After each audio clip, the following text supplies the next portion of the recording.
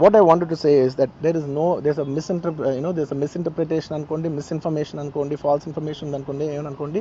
It is no road show, it is no procession. Just థియేటర్కి వెళ్తుంటే జనాలు ఎక్కువ బయటకు వస్తే జస్ట్ అలా వేవ్ చేసి మళ్ళీ లోపలికి వెళ్ళిపోయి మళ్ళీ థియేటర్ లోపలికి వెళ్ళిపోయాం. అండ్ థియేటర్ లోపల మీ సినిమా చూసిన కొంచెం సేపటికి సార్ నా వర్క్ అసలు ఏ పోలీసు కానీ ఎవ్వరూ నాకు వర్క్ అసలు నన్ను కలవలేదు, నాతో ఏం చెప్పలేదు. నాకు చెప్పిందల్లా అది పైగా మా మేనేజ్మెంట్ సైడ్ నుంచి వాళ్ళు మా వాళ్ళు వచ్చి చెప్పింది ఏంటంటే, సార్ బయట ఓవర్ క్రౌడ్ అవుతుంది, మీరు దయచేసి వెళ్ళిపోండి అని చెప్పారు. వాళ్ళ పోలీసు వాళ్ళందరూ బయట చాలా మందికి ప్రాబ్లం అవుతుంది సార్, ఓవర్ క్రౌడ్ అవుతుంది, మీరు వెళ్ళిపోండి అంటే నేను వెళ్ళిపోయా. సినిమా స్టార్ట్ అయిన కొంచెంసేపు నేను వెళ్ళిపోయా.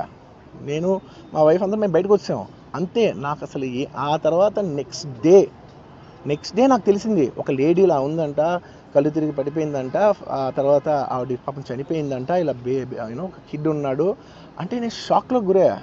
అంటే నాకు తెలీదు అసలు, నెక్స్ట్ డే వరకు నాకు అసలు తెలీదు. I had no idea.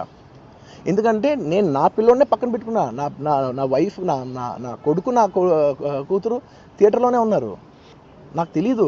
నిజంగా అలా జరుగుండి ఉంటే, నాకు తెలుసుండి ఉంటే నేను వాళ్ళు తీసుకుని వెళ్ళిపోతాను కదా, మినిమం కదా, ఎవరైనా వాళ్ళ పిల్లలు వాళ్ళు తీసుకుని వెళ్ళిపోతారు కదా. నాకు తెలియని కూడా తెలియదు. సరే పిల్లలు వాళ్ళు చూసుకుంటారు, మనం వెళ్ళిపోతే క్రౌడ్ క్లియర్ అయిపోతే, ప్రాబ్లమ్ సాల్వ్ అయిపోతే నేను వదిలేసి వెళ్ళిపోయా. అలాంటిది నాకు తెలిసి కూడా నేను సినిమా చూస్తూ ఉన్నాను, ఇలాంటి ఫాల్స్ అలిగేషన్స్ వస్తే చాలా బాధ వేస్తుంది. పిల్లలు ఉన్నారు సార్, పిల్లలు వదిలేసి వెళ్ళిపోతాను నేను.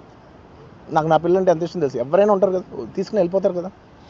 అలాంటి నాకు క్లూ కూడా లేదు.